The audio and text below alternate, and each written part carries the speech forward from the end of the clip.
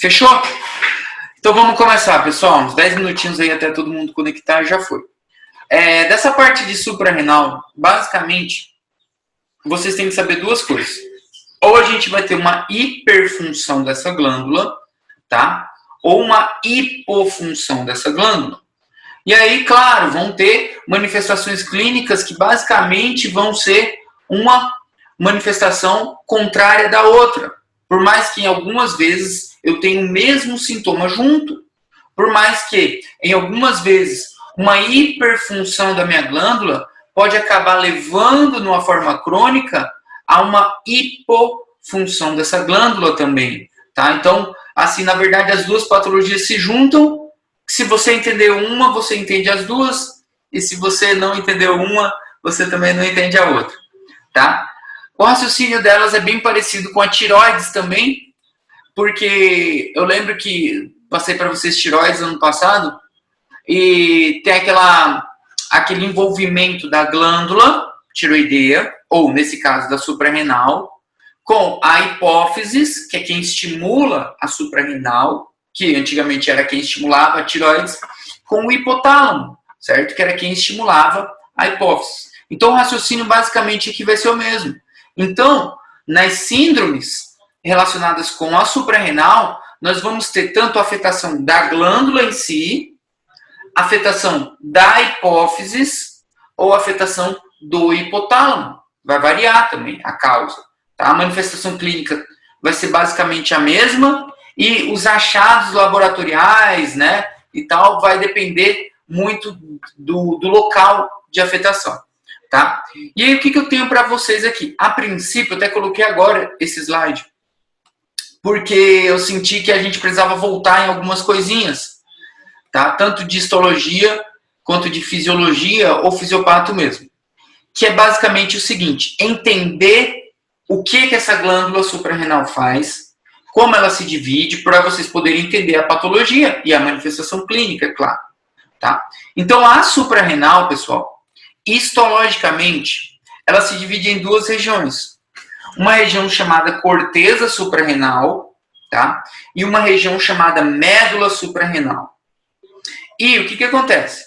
A corteza suprarrenal e a médula são tão diferentes que alguns livros consideram como se fossem dois órgãos distintos.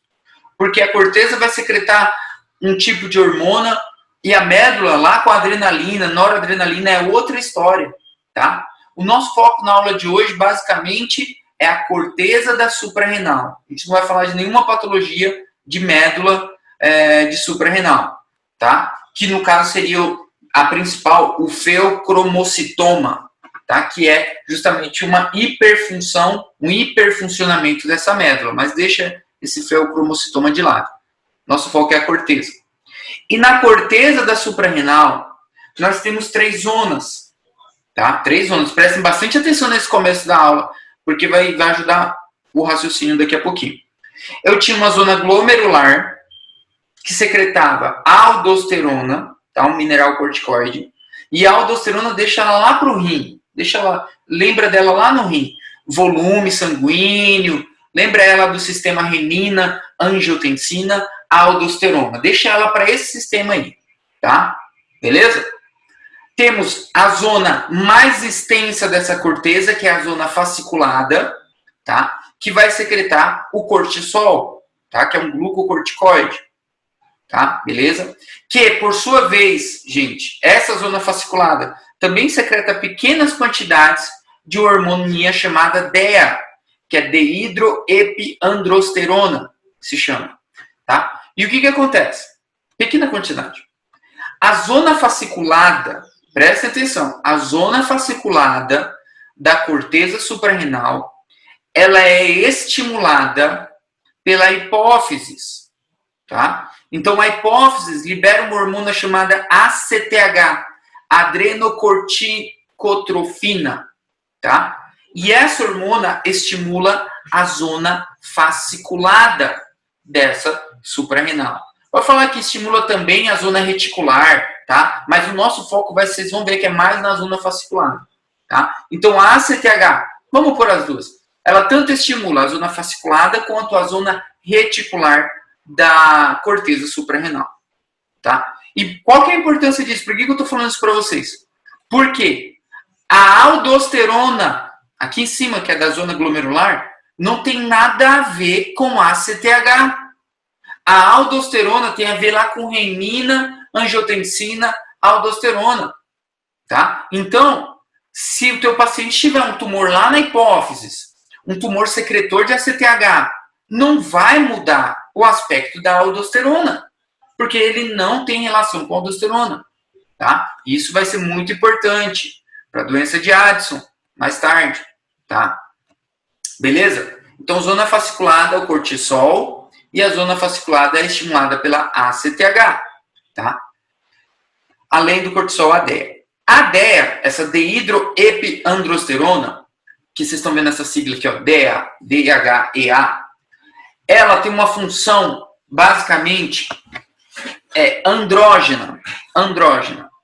Só que essa função andrógena da DEA é basicamente no sexo feminino, tá?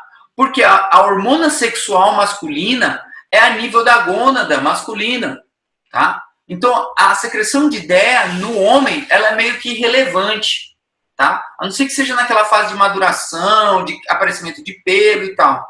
Aí sim. Mas na mulher, ela é mais importante. Na mulher, ela define as características sexuais dessa mulher, né? O aparecimento de pelos nessa mulher, tá? Então, é devido a essa zoninha aí, reticular, tá? Que também é estimulada pela ACTH, lá da hipófise, tá? E a médula a gente deixa de lado na aula de hoje. Nosso interesse é só aqui na corteza, tá? Em se tratando de hipófises, aqui, hipófises, a gente está falando da adenohipófise, que secreta ACTH, e que, como eu acabei de falar, ela estimula a zona fasciculada e a reticular, tá? Detalhe importante, essa ACTH, ela tem uma relaçãozinha com uma hormona que acaba estimulando os melanocitos. Deixa eu aceitar o resto do pessoal aqui. Isso que eu espero um tempinho para todo mundo conectar. Que se chama, que tem uma sigla, na verdade, é POMC. É uma hormona que acaba estimulando os melanocitos, tá? Não estou falando que ela estimula a secreção de melanina, estimula os melanocitos. E o que acontece? A ACTH normalzinha, tá? Fragmentos dela são utilizados para essa hormona estimuladora dos melanocitos. Que em quantidades normais, pessoal, o teu aí do dia a dia, tá ali tranquilo. Agora, isso vai fazer muito sentido daqui a pouco também. Se eu tiver uma quantidade aumentada de ACTH, muito ACTH, daqui a pouco eu estou indiretamente estimulando também esses melanocitos. E aí o teu paciente vai manifestar com um quadro de hiperpigmentação, tá? Hiperpigmentação das mucosas e de pele, palma da mão e tal, certo? E aí você vê, pô, o que tem a ver essa hiperpigmentação? Tem a ver lá com a ACTH, tá? Lá na hipófise, tá? Por isso que eu já estou falando para vocês dela agora. Que essa hipófise, gente, por sua vez, ela é estimulada pelo hipotálamo, tá? O hipotálamo secreta uma hormona chamada CRH, que é a hormona release é de inglês, liberadora, hormona liberadora da ACTH, tá? Então o hipotálamo estimula a hipófise, que estimula a suprarrenal, a corteza da suprarrenal, tá? Então essa é a nossa sequência, bonitinha, tá? E isso vai ser importante para vocês, tá? Porque daqui a pouquinho vai fazer muito sentido no quadro clínico e etc, tá? Para poder entender. Outra coisa importante, esse tal de cortisol. Eu já ouvi falar, eu sei que é lá da suprarrenal, mas para que serve? O que vai mudar na minha vida ter cortisol? Não? O seguinte, o cortisol, gente, ele atua também no nosso metabolismo. No metabolismo, por exemplo, de carboidratos, ele auxilia, né? Ele ajuda a quebra desses carboidratos.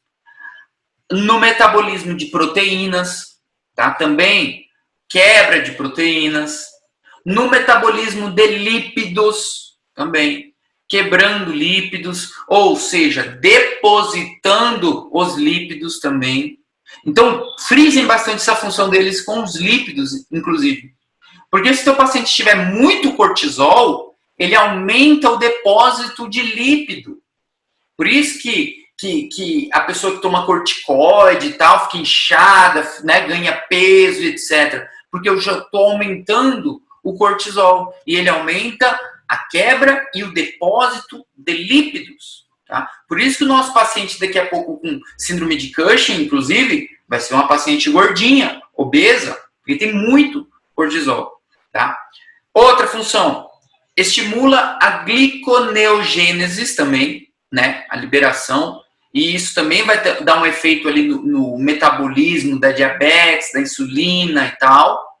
Então, quando vocês estão em jejum noturno que seja, estão em jejum, o cortisol auxilia também a essa liberação, a essa criação da glicose também, tá? Então, um estado de gliconeogênese. E também atua nos receptores das catecolaminas, tá? Então, tudo isso daí é função do cortisol, tá? Função da aldosterona. Lembrar que a aldosterona não tem relação com a ACTH, tá? A aldosterona deixa ela lá para renina, para depressão do volume, né? Aumento da pressão arterial e etc., como vocês já viram milhares de vezes. Função da aldosterona, regulação do volume sanguíneo. Tá? Então, é o quadro do paciente que está com a depressão de volume, ele quer reter sódio, reter líquido, excretar potássio. Essa é a função da aldosterona. Eliminar o excesso de potássio, reter sódio, reter água, aumentar o volume ou regular o volume sanguíneo. Tá? Importante destacar. E a função do DEA eu acabei de falar, né? A hormona andrógena, ela é mais importante no sexo feminino, né? Justamente nessas madurações dos caracteres femininos, né? Aparecimento de pelo e etc. Tá? Beleza? Só para a gente repassar, para poder ter um entendimento daqui a pouquinho do que está afetado e o que está acontecendo. Tá? Vou pegar o celular aqui. Beleza, então vamos lá. Vamos para o que importa. Primeira patologia, né? Primeira síndrome, na verdade, né? Basicamente, são duas aulas, né? Síndrome de Cushing, tá? Que é um estado de hiperfunção da glândula, e a gente vai ter a síndrome de Addison daqui a pouquinho, que é um estado de hipofunção dessa glândula, tá? Então, uma vai ser o oposto da outra, tá? Em se tratando de suprarrenal, antes de começar a Cushing, basicamente, a gente vai se tratar dessas patologias. Ou é Cushing, síndrome de Cushing, tá? Com hiperfunção da corteza suprarrenal, tá? Com aumento do cortisol, né? Aumentando a corteza, aumentou o cortisol. A síndrome de Addison, que no caso vai ser uma hipofunção da corteza suprarrenal e, por consequência, diminuição do cortisol, tá? E o feocromocitoma, que aí é a afetação da médula suprarrenal, é outra história, tá? Beleza? Hiperfuncionamento dessa médula. Para falar da síndrome de Cushing, vamos lá, você já tem a foto aí de uma mocinha, inclusive, né? Dá até para fazer a semiologia dela só olhando, né? A face, só nessa ectoscopia. Mas o que eu tenho que entender a princípio, antes de entrar nessa ectoscopia? Por que ela está assim? Né? E o que acontece? A síndrome de Cushing, como é uma síndrome, é um conjunto, né, de vários signos e sintomas, ela pode ser primária, tá? E quando eu falar que ela é uma síndrome primária, é por problema na corteza, ou seja, é um problema na minha suprarrenal. Então, por exemplo, eu tenho um tumor na minha glândula suprarrenal.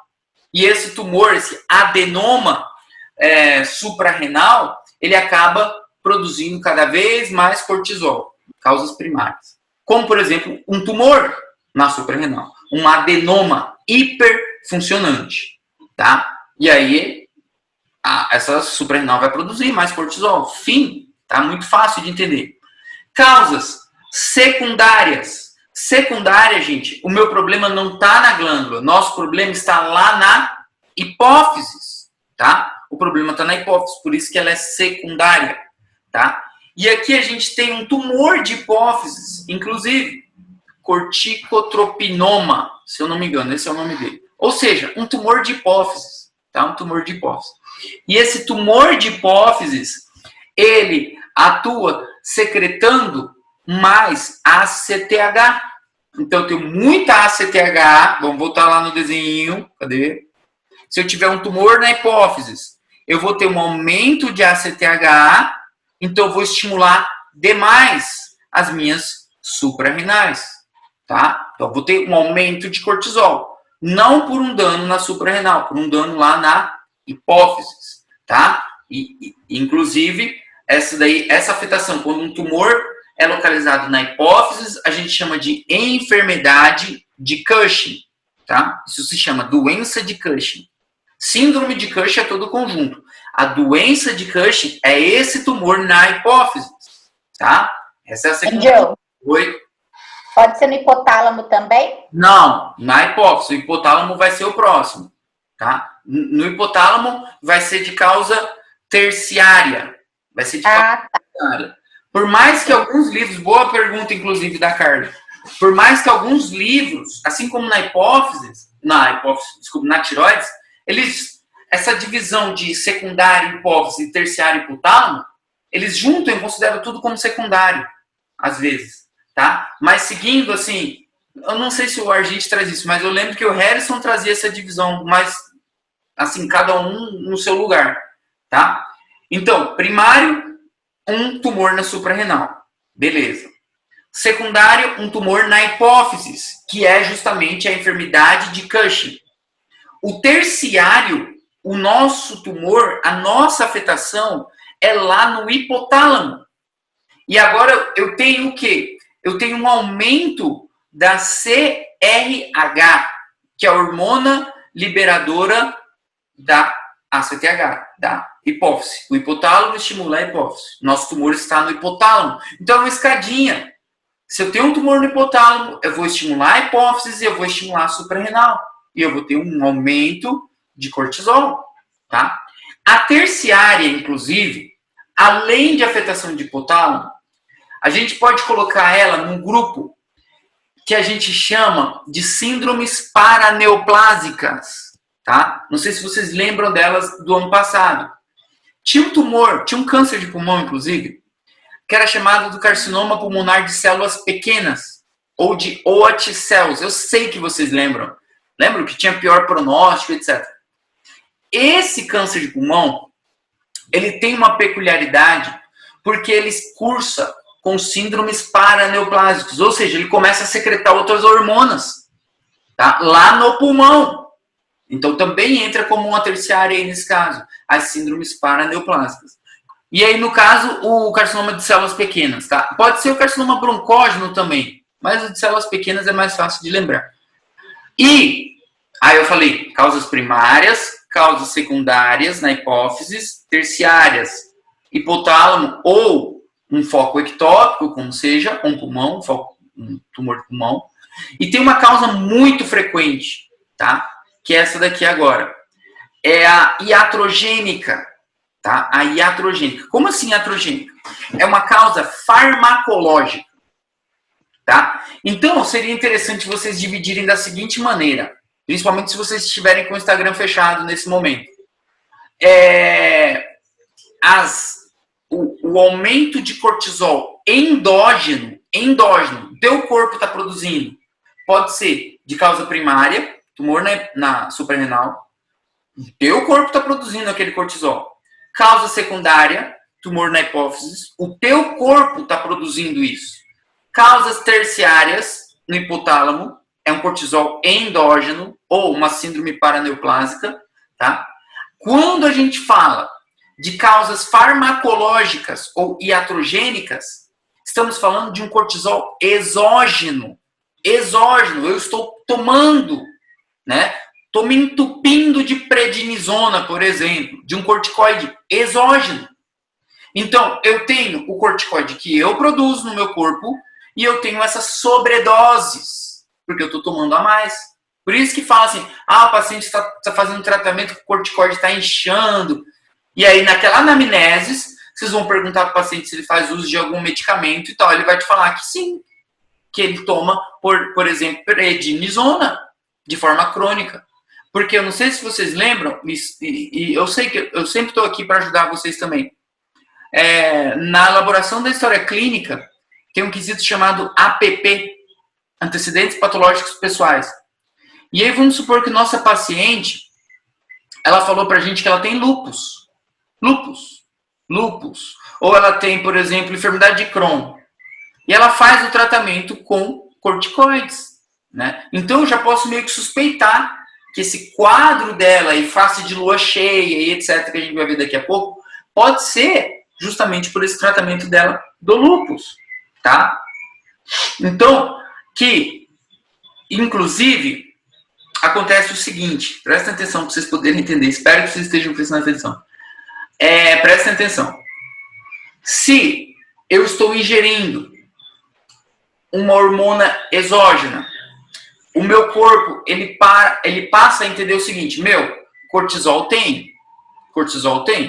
Então, a hipófise, em relação à ACTH, fala assim, eu não preciso liberar a ACTH, tá cheio de cortisol, então a suprarrenal deve estar perfeita.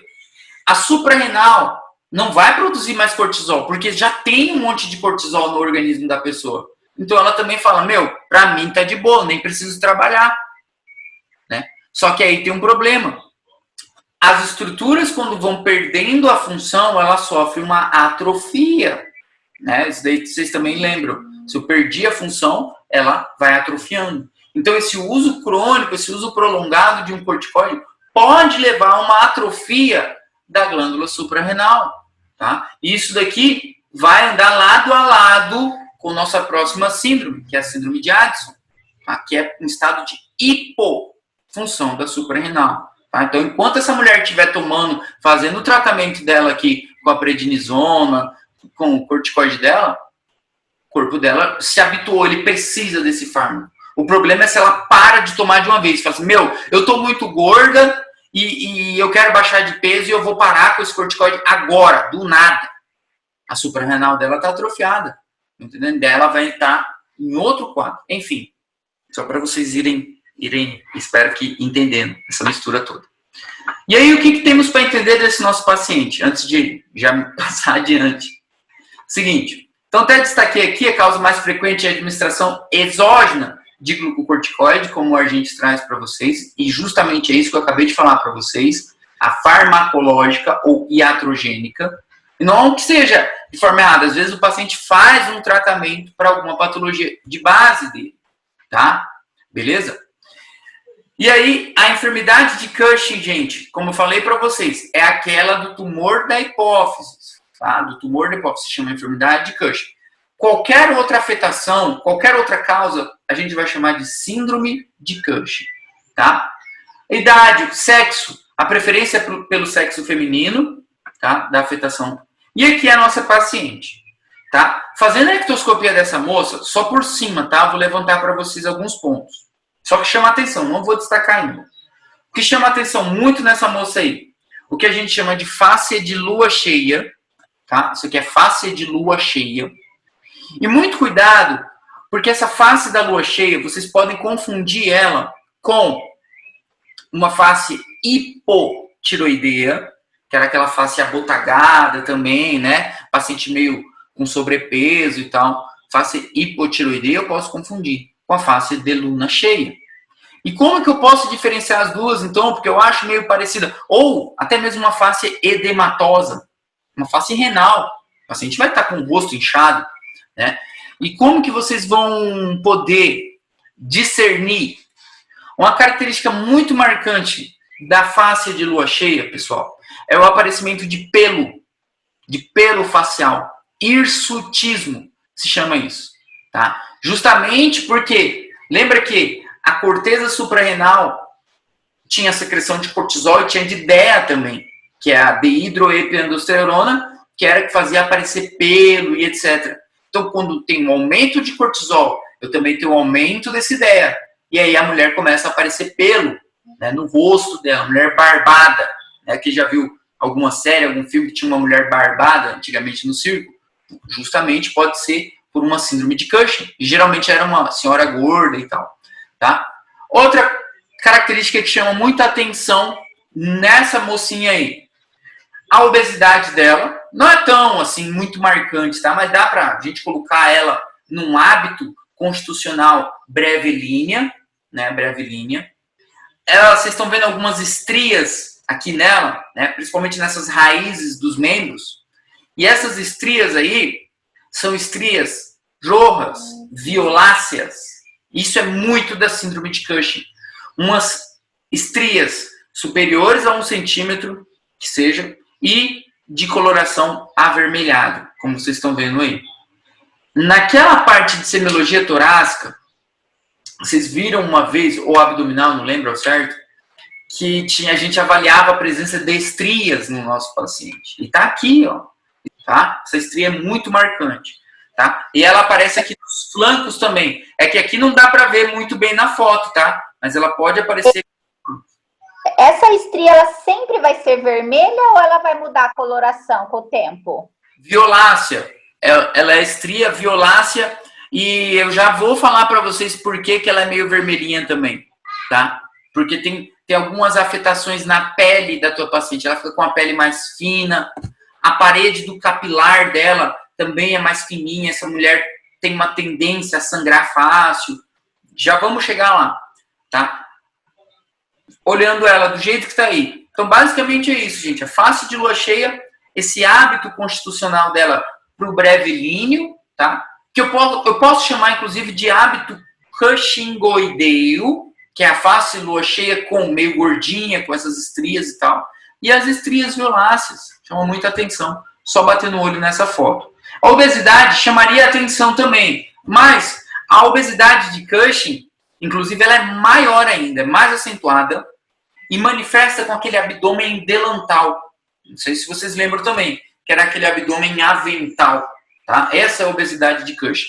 Além de, que provavelmente vai ter alguma foto já, um acúmulo de gordura aqui, ó, entre as escápulas, interescapular, que vai ser chamado de giba de búfalo, ou gibosidade.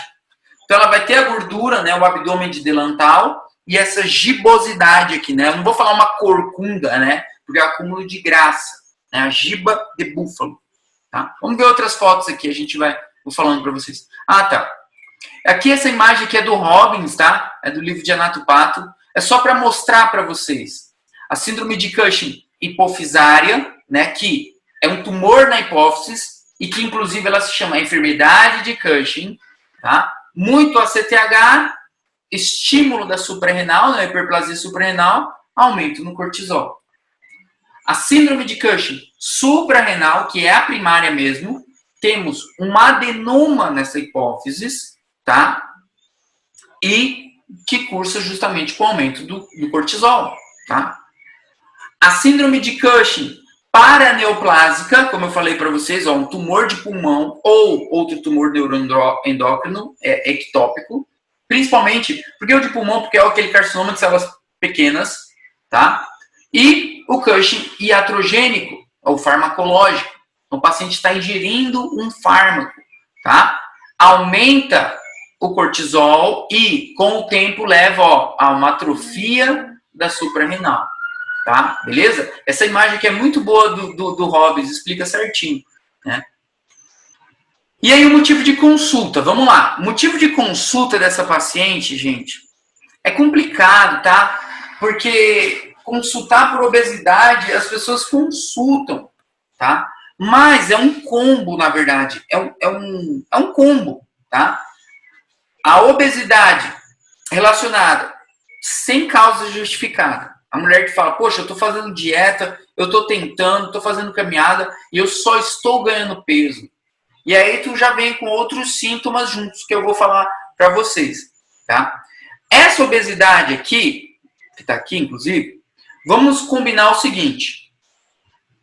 O cortisol, agora eu falei para vocês que ele quebrava os lípidos e aumentava o depósito de lípido, tá?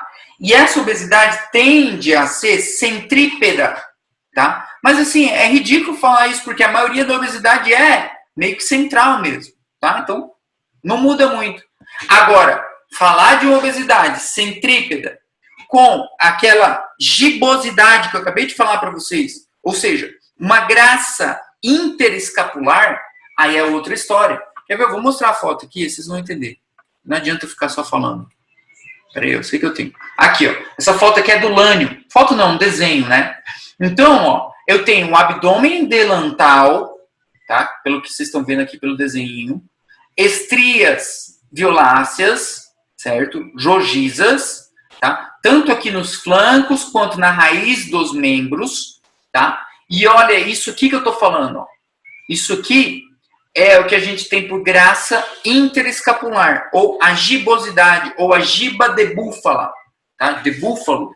Acho que búfalo é búfalo em espanhol mesmo, tá? Isso aqui é Cushing, tá? Face de lua cheia, tá bom? Aparecimento de pelos e etc, tá? Então, a obesidade é algo muito marcante, justamente com esse aspecto, tá? Beleza. Essa tabela aqui, gente, ó, é a tabela do Harrison. Eu não vou ficar lendo ela para vocês, porque não tem necessidade. Mas depois leiam ela com atenção. Principalmente pelo motivo que, se vocês pegarem o quadro clínico de Cushing, o oposto vai ser a enfermidade de Addison. Daqui a pouco, a síndrome de Addison. Daqui a pouquinho. Vai ser o contrário. Se aqui teu paciente ganha peso, na outra ela vai perder peso. Se aqui ele tem hipertensão arterial, lá eu vou ter hipotensão arterial. Então, é importante pegar os dois, tá? Vamos lá. Aqui, quadro clínico. Obesidade, como eu falei para vocês, abdômen delantal, giba de búfalo, cara de lua cheia, face de luna cheia. A pele, uma pele fina, uma pele seca. Depois dessa pele pode justamente ainda atrofiar, vai ficando debilitada, vai se atrofiando. Presença. Telangiectasia, pessoal, era tipo aquelas aranhas vasculares. Por quê? A parede do capilarzinho dela começa a ficar muito fraca e aí ele vai se rompendo facilmente, tá? Púrpuras, a mesma coisa, ela sangra por qualquer batidinha, né? Ela sangra muito fácil, tá? As estrias, como vocês viram agorinha, são estrias maiores a 1 centímetro e de coloração rojiza, né? Violácea. Isso daí é muito importante. Essa estria vermelha é muito característica de Cushing, tá? O pelo, né? O pelo facial aumentado, né? O caso do hirsutismo, como eu escrevi aqui para vocês, tá? Então, viu lá um rosto meio de lua cheia com tipo um pelo fininho, mas aparece no rosto, né? Além desse hirsutismo, eu não sei se eu coloquei aí a presença de acne. Eu acho que eu não coloquei. Enfim, como achados da pele, teu paciente também pode manifestar com acnes, né? Tipo espinha, parece com mais espinha. E por que mais espinha? Da onde está vindo essa espinha? Da onde está vindo mais pelo? De novo, por causa do DEA, dehidroepiandrosterona, a hormona sexual, né? Quando vocês estavam na adolescência, lembra que saía muita espinha no rosto, etc? Tá aí, se eu tenho aumento dessa DEA, acne também, ela manifesta com acne. Beleza? O tecido muscular, atrofia, debilidade, isso aí não importa muito. Os ossos, aqui tem um achado muito importante dos ossos. Tá aqui em vermelho para vocês osteoporoses, beleza. Só que na verdade o cortisol, gente, como eu falei lá no começo da aula, ele atuava quebrando proteínas, quebrando carboidratos, quebrando lípido. E o corticoide, o cortisol, ele faz o que a gente chama de desmineralização. Ou seja, ele começa a desmineralizar o osso. Os cristais de hidroxiapatita, todo aquele componente do tecido ósseo, ele começa a ir soltando, né? Perdendo osso, tá? Então, o teu paciente manifesta com osteoporose. Principalmente uma osteoporose a nível da coluna vertebral. Da coluna vertebral. Tá? Então ela fica com o osso da coluna mais fraquinho. Tá? Isso é importante também. Transtornos psicológicos, né? Tá, eu não vou ficar lendo para vocês porque está escrito aí. Vou focar só no que é mais importante. Deixa eu ver se tem algum outro mais importante. Não, acho que são esses. Cardiovascular e hipertensão arterial, muito mais porque a outra vai ter uma hipotensão daqui a pouquinho, tá?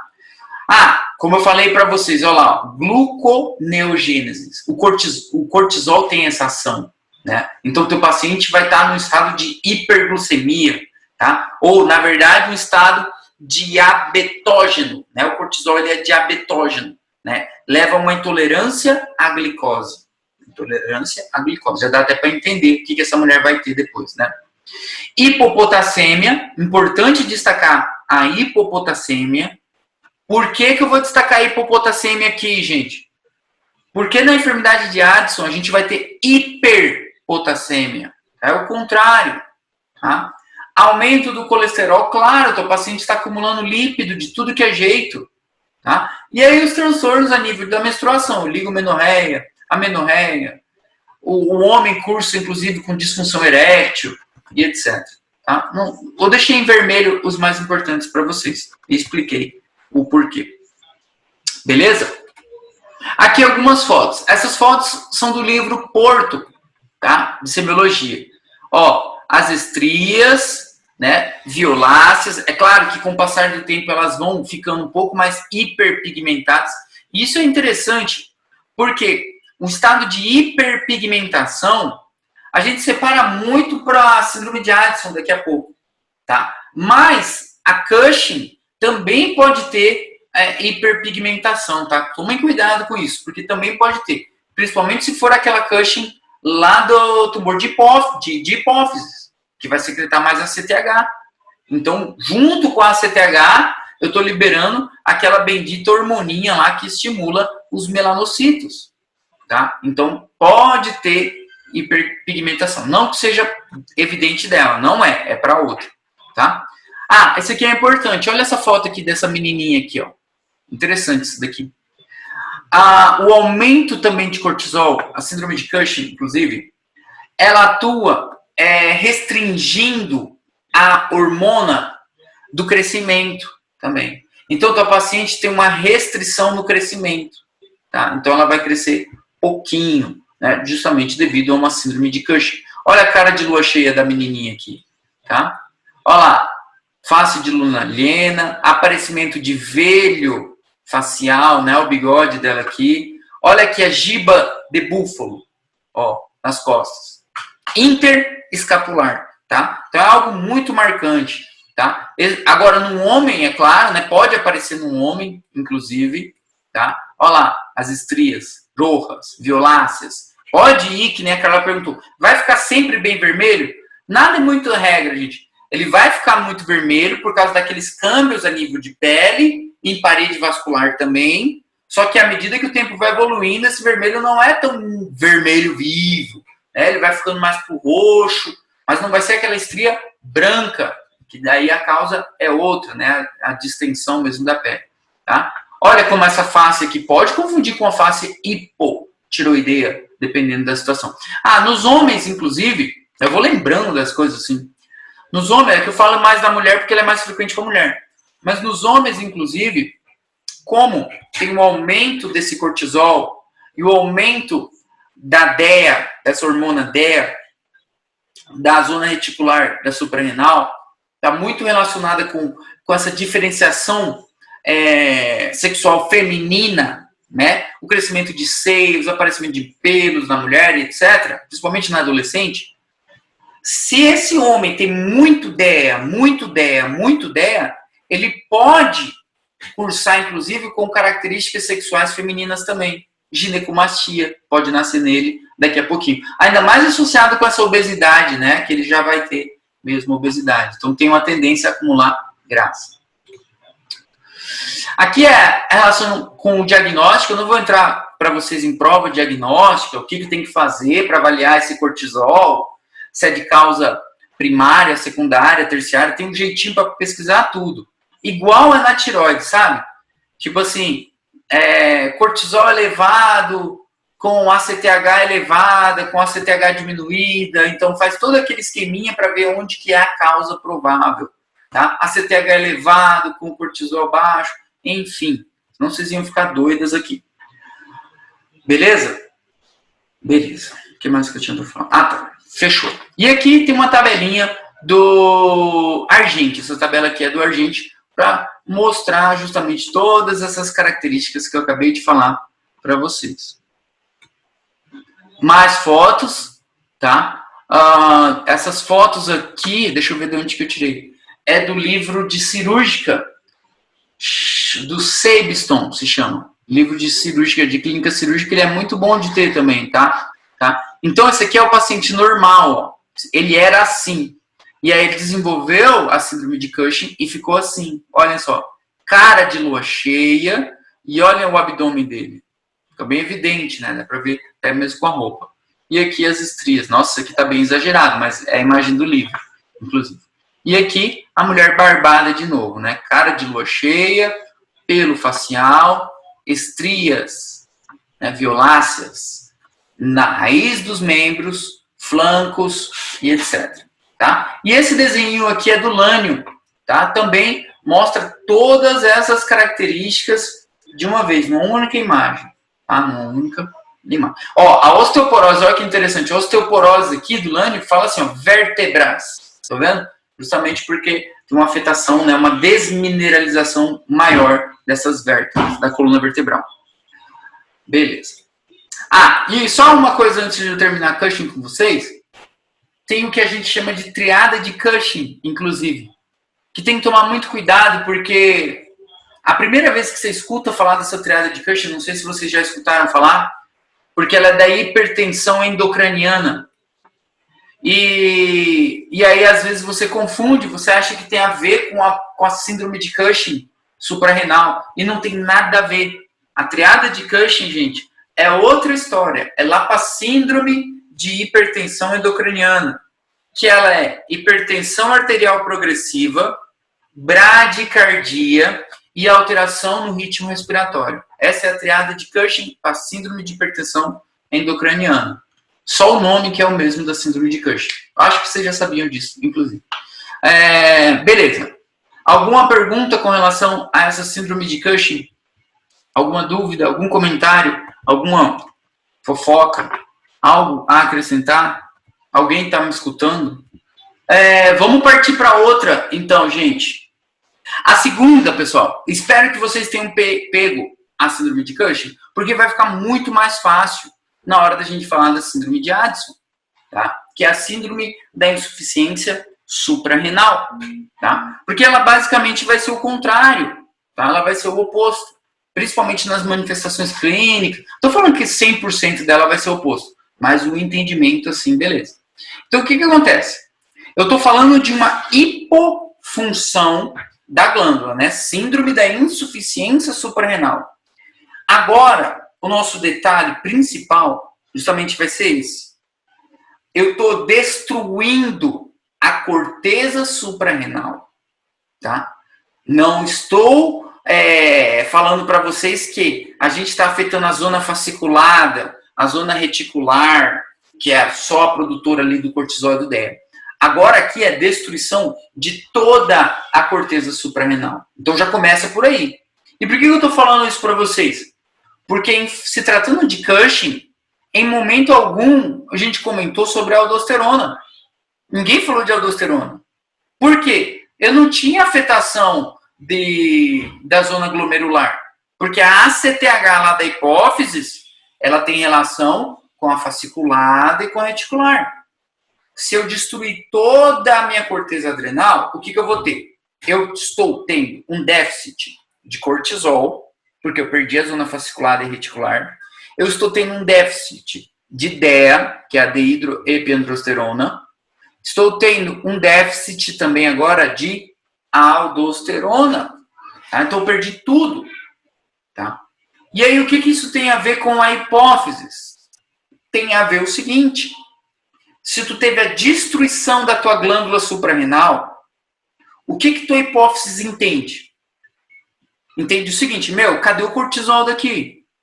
Cadê o DEA daqui? Cadê? A aldosterona eu não quero saber, porque não é problema meu, mas cadê o cortisol? Hipófises, vamos lá, CTH, vamos liberar CTH, porque a gente precisa do cortisol. Então, com certeza a ACTH aqui vai estar elevada. Porque eu não tenho a minha glândula funcionando, né? A minha glândula está hipofuncionante, tá? E a principal causa, aqui também a gente vai dividir em causas primárias, causas secundárias, causas terciárias, causas farmacológicas, basicamente, tá? A principal causa de uma síndrome de insuficiência suprarrenal, propriamente dita da glândula suprarrenal, é autoimune, tá? Então é autoimune. Essa é o que a gente chama de adrenalites autoimune, inclusive. Adrenalites autoimune, tá? Essa é a principal causa, tá? E que outro tipo de adrenalites a gente pode ter? A adrenalites infecciosa, que tem relação, sabe com o quê? Com a tuberculose. Então, presta atenção sempre com a tuberculose, pessoal. Né? Da onde saiu essa tuberculose? Porque tem, né? Tem relação com qualquer órgão do nosso corpo. Vocês já viram ano passado isso também. Que a tuberculose pode acometer qualquer órgão, só não acomete a unha e o cabelo. Tá? Então, eu posso ter uma tuberculose a nível de suprarrenal. E vai levar a uma adrenalite infecciosa. Tá? Que também pode ser causada por o citomegalovírus, tá? É uma outra causa. O próprio VIH também causa essa adrenalite infecciosa. Qual que é mais frequente? A autoimune, tá?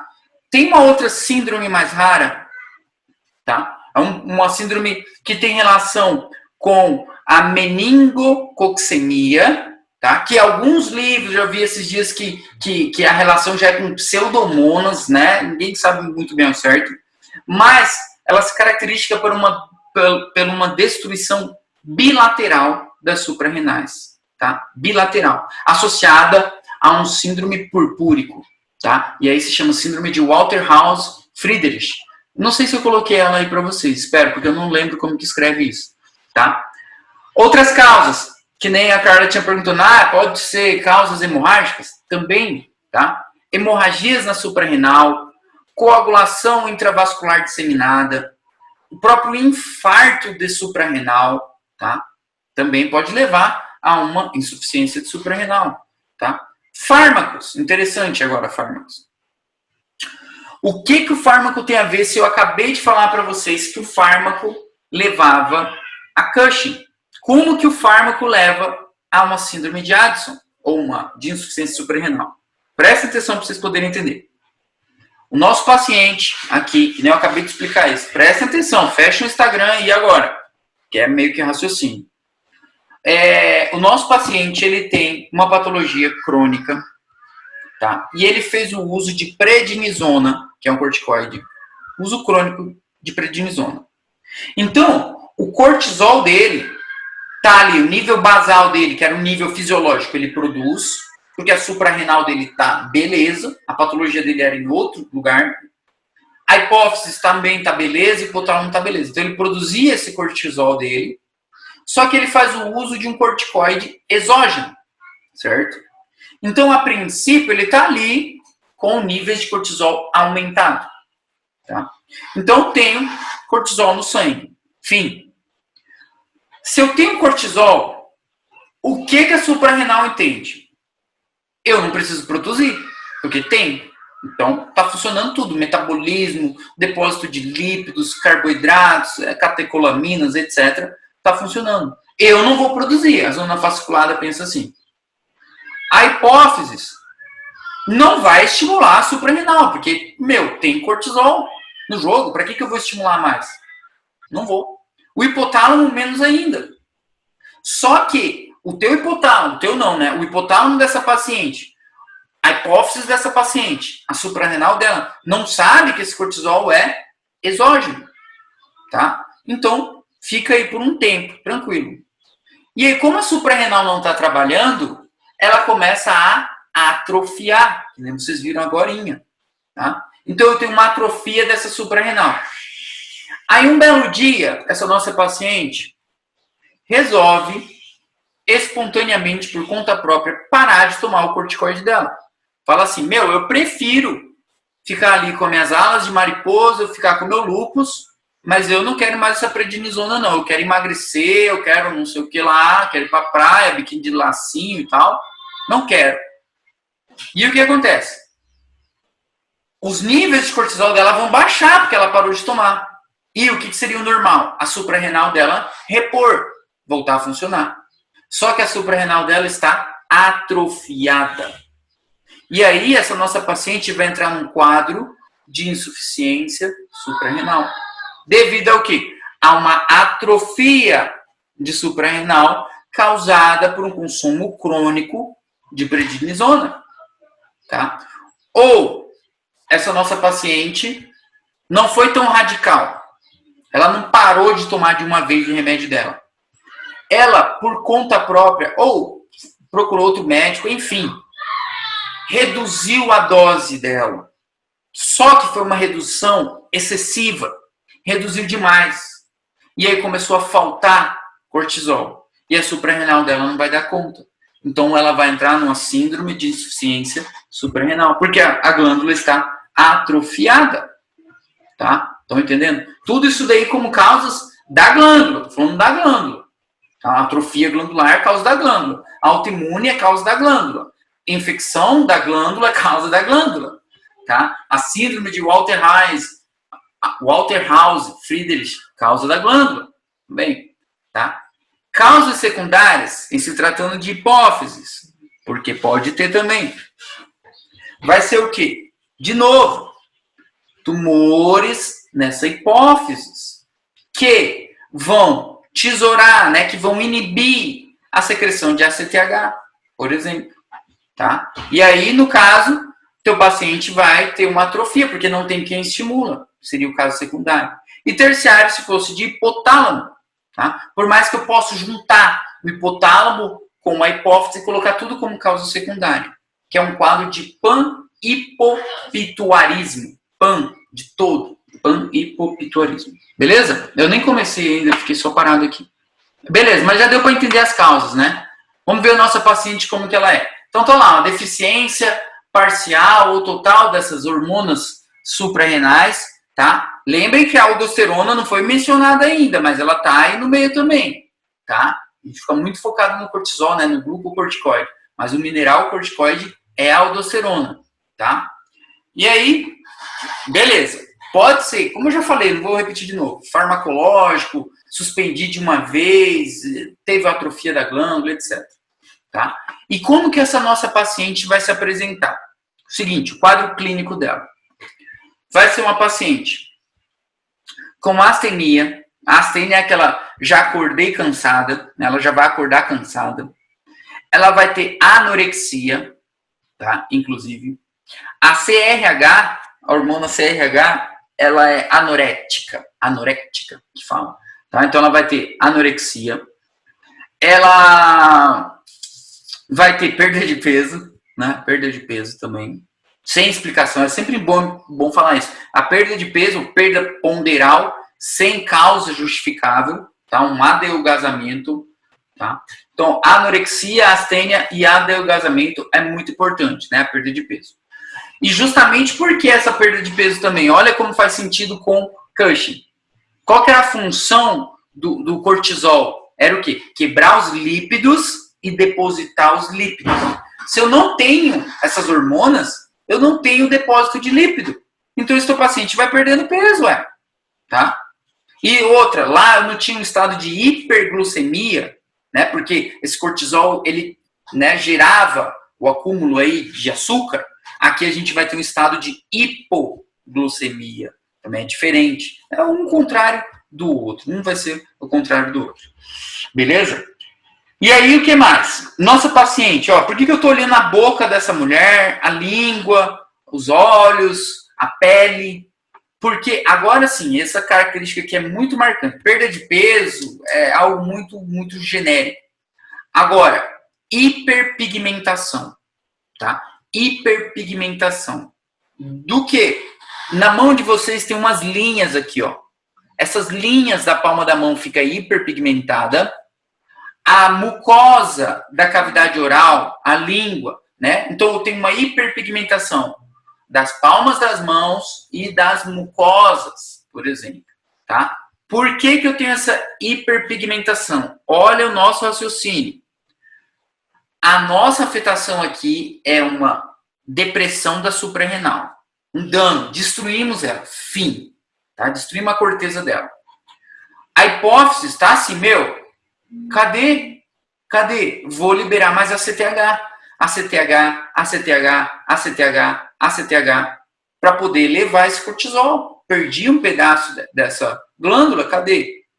E aí, como eu falei no começo da aula para vocês, essa adrenocorticotrofina, essa ACTH, ela cursa com o quê? Com o fragmento dela, inclusive, atua estimulando, é uma outra hormona, uma hormona que estimula os melanocitos da pele, tá? Então, por isso que esse teu paciente tem hiperpigmentação, porque ela tem um aumento da ACTH, tá? Então, o aumento da ACTH, assim, de forma bem excessiva, vai causar hiperpigmentação da pele e mucosas, inclusive. E essa tua paciente, ela pode consultar contigo e falar assim que ela se bronzeia muito rápido, inclusive. Sai do sol assim e aí ela já se bronzeia com facilidade, tá? Por causa da hormona estimuladora dos melanocitos, pele e mucosa. Sintomas de depressão, né? São esses sintomas psicológicos também, tem correlação junto. Outro síntoma importante. Vamos falar agora dos sintomas relacionados com a aldosterona, porque ninguém falou da aldosterona ainda, tá? O primeiro é o seguinte. Eu pedi para vocês destacarem agora lá atrás, na enfermidade de Cushing, um estado de hipopotassemia, tá? Porque justamente agora, a nossa paciente sem aldosterona, ela, sem aldosterona e sem o cortisol também, ela acaba retendo potássio. Ela retém potássio, tá? E aí ela vai ter um quadro de hiperpotassemia, tá? Justamente pelo déficit de aldosterona, porque a aldosterona excreta o potássio, tá? E o que mais que a aldosterona faz além de excretar o potássio? Ela retém o sódio, pessoal, tá? Retém o sódio, porque por consequência retém água. E para que vocês retêm água? Para aumentar o volume sanguíneo, tá? Então vocês já estão entendendo. Se eu não tenho aldosterona, o volume sanguíneo também pode estar diminuído, tá? Eu até subi erro aqui. Então tem uma diminuição do volume sanguíneo, tá? E o que isso tem a ver, meu Deus? Para que diabos que eu vou querer mexer com volume sanguíneo? Porque a nossa paciente vai ter hipotensão arterial. Hipotensão arterial. Em Cushing a gente falou hipertensão. Aqui, hipotensão. E inclusive essa hipotensão é aquela hipotensão ortostática que eu até mencionei para vocês na aula de anemia aquela vez, lembra? Como que eu ia comprovar se o paciente tem hipotensão ortostática? Era aquela assim, que o paciente levanta e consegue manter a mesma pressão arterial. Ou do paciente que tem a pressão baixa. Já viu aquela, eu levantei aqui, ficou tudo escuro, baixou minha pressão, tive que sentar de novo, né? Então eu posso estar diante de um quadro de hipotensão ortostática. Que justamente, vou até explicar de novo como que a gente fazia.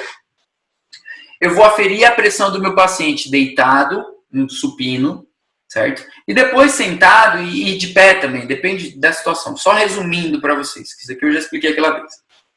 E um quadro de hipotensão ortostática é diagnosticado quando?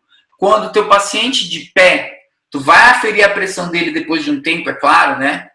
E deu um número maior, uma diferença maior a 20 milímetros de mercúrio na pressão sistólica, né? Então, se ao levantar essa diferença aí foi de mais de 20 milímetros de mercúrio na pressão sistólica de quando ele estava deitado, estamos diante de uma hipotensão ortostática. Ou da pressão diastólica maior ou igual a 10 milímetros de mercúrio de diferença. E aí, hipotensão ortostática, tá? Então a gente comprova isso daí. Pode ser hipovolemia, quadros de hipovolemia. E é isso que a gente está falando agora, hipovolemia. E, inclusive, pense só, não tenho aldosterona, não estou retendo líquido, então quer dizer que o teu paciente vai estar desidratado. Se ele está perdendo líquido, ele se desidrata. Então, aqui, na síndrome de Addison, é um paciente desidratado, inclusive, desidratado, tá? Por quê? Devido a esse mecanismo do potássio dele também, do sódio, ele manifesta com vômitos, de novo, náuseas, tá? E aí só vai piorando a desidratação dele, se ele está vomitando, está perdendo líquido, tá? Então, é um paciente desidratado, devido ao déficit de aldosterona, tá? É diferente, tá? Depois a gente vai ver que tem uma crise, que aí é mais perigosa, chama crise addisoniana. E aqui é a classificação, como eu tinha falado para vocês, né? Essa tabela aqui é a do livro de vocês mesmo, né? Adrenalites autoimune, como eu falei para vocês, a infecciosa e etc. Tem o câncer também de suprarrenal, o adenocarcinoma de suprarrenal, mas não é tão frequente, tá? Causas farmacológicas, né? Aquela supressão, a atrofia da glândula e a causa patológica, como eu falei para vocês. A enfermidade de Addison, né, que está aqui bem bonitinha, né, é uma causa primária da síndrome de Addison. Também ela é mais frequente nas mulheres, tá? A proporção é de 3 para 1, tá? O Argente traz de 2 a 3 mulheres para cada homem, mas, proporção ali de 3 para 1, tá? Fica mais fácil de vocês entenderem, beleza? E secundárias de causas de hipotálamo ou hipófises. Isso daí eu sei que vocês já pegaram, tá? Manifestações clínicas. Os 3 As, astenia, anorexia e adelgazamento, né, perda de peso. Ou os 3 Hs, os 3 Hs também. Hiperpigmentação da pele, tá, e mucosas. Hipotensão, que eu acabei de falar para vocês, inclusive. E hiperpotassemia, tá? Essas fotos aqui são fotos do Porto, tá? A linha da mão aqui, ó, bem escura, né? Os pliegues aqui, ó, a região bem hiperpigmentada. Isso aqui é para ser a língua do paciente de vocês, ou eu acho que é a boca, né? Aqui o barra-língua e aqui o piso da língua, melhor ainda, tá? E lembrar que teu paciente pode ter isso aqui, ó, vômitos, tá? E aí só piora a desidratação dele. Anamneses. Importante investigar isso aqui, ó, antecedente de tuberculose. Por que é isso que eu falo para vocês? Porque, vamos lá, aqui cai um quadro clínico para ti, assim, ó. Paciente, 25 anos, sei lá, 28 anos, não sei o quê, portador de tuberculose. E aí consulta, aí nos signos vitais, hipotensão, a pressão dele tá baixa, a glicemia dele também tá baixa, entendeu? Hiperpigmentação na pele, suprarrenal. Perda de peso, perda ponderal, etc. Suprarrenal. E o que a tuberculose tem a ver? Porque pode causar afetação da suprarrenal, tá? E outra, aquela adrenalite autoimune, que eu mostrei para vocês agora ali, como a mais frequente, inclusive, ela também cursa, às vezes, com outras patologias autoimunes. Como, por exemplo, alguma tiroidite autoimune, que é o que a gente chama de síndrome de Schmidt, tá? Que é essa de Addison junto com a da tiroides, ou essa síndrome de Carpenter, que é essa de Addison junto com uma diabetes mellitus tipo 1, a autoimune, tá? E aí elas podem... As patologias autoimunes, geralmente, elas andam com uma amiguinha junto, tá? Pode buscar que às vezes tem mais de uma, tá? O exame físico, a hiperpigmentação é um achado muito marcante, ó, tá? Tanto das mucosas quanto da pele. Alguns pacientes manifestam isso aqui, ó, com vitiligo, tá? Com vitiligo também. Beleza. A pressão arterial, não posso esquecer, sorte que eu deixei em vermelho aqui, ela é baixa e eu tenho aquela hipotensão ortostática. Beleza. Aqui o desenho, gente, igual aquele desenho lá do começo, só que agora é o desenho da de Addison. Também é um desenho do Lânio, tá? É a mesma coisa, ó. buscar hiperpigmentação nas mucosas, na pele, certo? Vitiligo algumas vezes, depende do paciente. Hiperpigmentação das mãos, tá? Ah, outra coisa. A nossa paciente aqui tá magra. A outra lá era uma paciente obesa, tá? Ó, hipotensão, para lembrar da pressão arterial dela. Hipotensão é mais baixa do que o normal. Enfim, beleza? Aí, só para terminar agora, a crise addisoniana. Isso aqui é importante, porque é essa tua manifestação clínica aí de hipotensão, de vômito e etc. Só que num quadro mais exagerado, tá? E aí é o que a gente chama de crise addisoniana, que está relacionada com o seguinte: teu paciente tem enfermidade de Addison, certo? Ou seja, tem uma destruição aí da corteza suprarrenal dele, tá? Tem uma depressão, tem uma hipofunção dessas hormonas. E aí, ele passa numa situação que ele necessita dessas hormonas, de forma brusca ali. Uma situação de estresse, por exemplo. Não só o estresse psicológico, tá? O estresse quirúrgico, por exemplo, o estresse físico. Uma cirurgia causa muito estresse no corpo do paciente, de vocês. E aí, se o teu paciente não tem uma suprarrenal funcionando, normal funcionante, e tu vai fazer uma cirurgia nele, tem que ter esse controle dessas hormonas aí, do cortisol dele. Porque senão ele pode cair num quadro de crise addisoniana, tá? Que é justamente essa patologia, essa enfermidade de Addison, somada a um quadro de estresse brusco, tá? Como no caso de uma cirurgia, por exemplo. E aí, teu paciente vai ter o quê? Vai ter hipotensão. A mesma que eu tive agora, só que a hipotensão da crise addisoniana é uma hipotensão lá pro choque. Teu paciente está entrando em choque já. Hipovolêmico, cardiogênico. Vai lá, aferir a pressão dele lá, não tem pressão arterial, como assim? O pulso filiforme, tá? Porque ele está em uma crise addisoniana. Vai ter vômito, a febre dele, inclusive, vai ser um quadro já de hiperpirexia. Lembra que era aquela temperatura acima de 41,5? Imagina só. Então já é um quadro de mais gravidade, uma crise addisoniana. E requer o quê? O tratamento de urgência. E o Argente recomenda assim: trata essa crise, trata esses sintomas de hipotensão, essa hiperpirexia, busca, porque deve ser suprarrenal. Depois a gente descobre se era ou não era. Então eu preciso primeiro estabilizar o meu paciente sempre. Eu preciso manter ele vivo. Porque não adianta eu ficar batendo boca lá, tentando adivinhar o que ele tem, e ele está morrendo. E isso também funciona muito para o estado da hemorragia. E vocês têm como tema as hemorragias digestivas. Alta, hemorragia digestiva baixa, tem a própria anemia, inclusive, tá? Que a primeira coisa que você vai fazer no exame físico, num paciente que está no estado de hipovolemia, ou pré-choque, do jeito que eu estou falando agora para vocês, eu preciso estabilizar o meu paciente primeiro. Tá? Então, eu trato ele, eu estabilizo ele, depois eu descubro se realmente ele tinha essa crise addisoniana ou não. Senão ele vai morrer. E eu vou tratar quem? Meu Deus. Tá? E aí, é isso. É isso.